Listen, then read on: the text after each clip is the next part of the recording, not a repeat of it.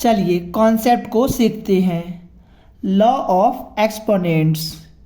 सबसे पहले हम एक्सपोनेंट्स के बारे में पता कर लेते हैं। 4 को यदि मैं 5 बार मल्टीप्लाई करता हूँ, 4 मल्टीप्लाई 4 मल्टीप्लाई 4 मल्टीप्लाई 4 मल्टीप्लाई 4, तो इनको हम लिख सकते हैं 4 की पावर 5।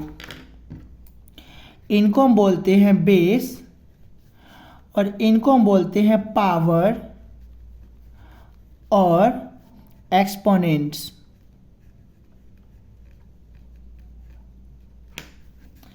तो आपको ध्यान रखना है, यदि कुछ इस टाइप से अगर लिखा है तो इनको हम कहते हैं बेस और इनको हम बोलेंगे पावर और एक्सपोनेंट।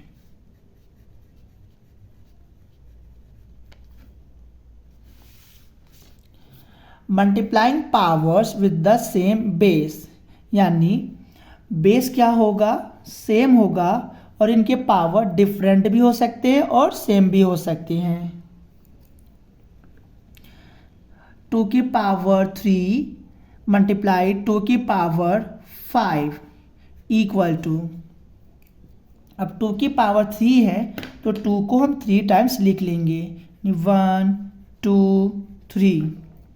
इसी तरह 2 की पावर 5 है तो मैं इसे 5 बार लिख लेता हूँ, मल्टीप्लाई 1 2 3 4 5।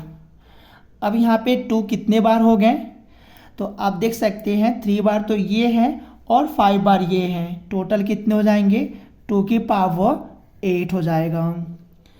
तो क्या कोई तरीका हो सकता है कि जिससे हमें ये ना लिखना पड़े और हम डायरेक्टली इनको सॉल्व कर लें?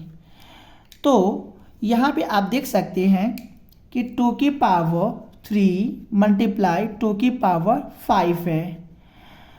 तो यहाँ पे आप देख सकते हैं बेस सेम है और इनके पावर डिफरेंट हैं, तो बेस को ऐसे लिख दिया गया है और यहाँ पे हमें ये दिख रहा है जैसे कि इनके पावर को ऐड कर दिया गया हो। तो क्यों ना हम इनके पावर को ऐड कर देते हैं, यानी 3 + 5 कर देते हैं। तो क्या आंसर आ जाएगा, 2 की पावर 8 आ जाएगा। अब हमें ये नहीं लिखना पड़ेगा, अगर बेस सेम हो जाए तो इनके पावर को हम क्या करेंगे, ऐड कर देंगे, वही हमारा आंसर आ जाएगा। तो हम एक लॉ बना देते हैं कि जिससे हमें अगर कुछ बेस सेम हो जाए और इनके पावर डिफरेंट हो तो उनको हम इस तरह से लिख सकते हैं।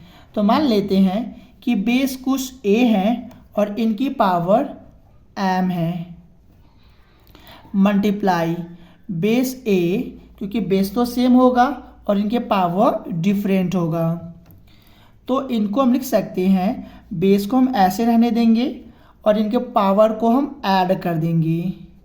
तो ये एक फॉर्मूला बन चुका। तो जब भी आपको बेस सेम दिख जाए और पावर इनकी डिफरेंट हो तो आप इनको बेस को ऐसे लिखकर इनको पावर को ऐड कर सकते हैं। ध्यान रखना ये मल्टीप्लाई में होना चाहिए, तभी आप ऐसा कर सकते हैं। लेकिन क्या होगा कि बेस भी सेम हो और पावर भी सेम हो, तब क्या होगा, तो चलिए देख लेते हैं। मान लेते हैं 5 की पावर 3 मल्टीप्लाई 5 की पावर 3, तो 5 की पावर 3 है तो 5 को हम 3 बार लिख लेंगे, 5 मल्टीप्लाई 5 मल्टीप्लाई 5। इसी तरह हम इसको भी सॉल्व करेंगे, मल्टीप्लाई 5 मल्टीप्लाई 5 मल्टीप्लाई 5। अब यहाँ पर 5 कितने बार हैं, यहाँ पर तो 6 बार हैं यहाँ पर, तो 5 की पावर 6 हो जाएगा। तो यहाँ पे भी हमें कुछ यही दिख रहा है यहाँ पर कि बेस सेम है और इनके पावर सेम है। तो बेस सेम है और पावर भी सेम है, तो इनको पावर का क्यों ना हम ऐड कर देते हैं। कहने का मतलब ये है कि 5 की पावर 3 मल्टीप्लाई 5 की पावर 3 है, तो बेस तो वैसे के वैसे ही है, यानी 5 हो जाएगा और इनके पावर क्या हो जा रहे हैं, ऐड हो जा रहे हैं यहाँ पे, यानी 3 + 3 हो जाएगा, यानी कितने आंसर आएंगे, 5 की पावर 6 हो जाएगा। यानी हम कह सकते हैं कि दोनों केस में हमारा फॉर्मूला यही अप्लाई हो रहा है। या इसके लिए भी हम बता सकते हैं एक फॉर्मूला, यानी अगर मान लेते हैं कि बेस हमें दे रखा है इस तरह से a की पावर m मल्टीप्लाई a की पावर m दे रखा है, तो यहाँ पर बेस सेम है तो बेस को हम ऐसे लिख लेंगे और पावर इनके ऐड हो जाएंगे, यानी m प्लस m हो जाएगा, या इनको हम लिख सकते हैं a की पावर ये हो जाएगा 2m, यानी सिंपल सा ये इनको पावर दिया उसे 2 से मल्टीप्लाई कर दें और बेस को हम ऐसे लिख दें तो ये इसका आंसर आ जाएगा। तो सिंपली हम कह सकते हैं कि हमारे लिए ये फॉर्मूला सफिशिएंट है, चाहे बेस सेम हो और पावर डिफरेंट हो या इक्वल हो, दोनों के लिए ये सफिशिएंट है।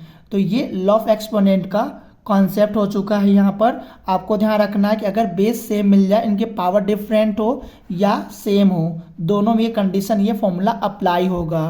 तो यह रहा आपका फॉर्मूला। तो आशा करता हूँ कि आपको समझ में आया होगा, और यदि नहीं समझ में आया तो आप हमें बता सकते हैं। तब तक के लिए थैंक यू।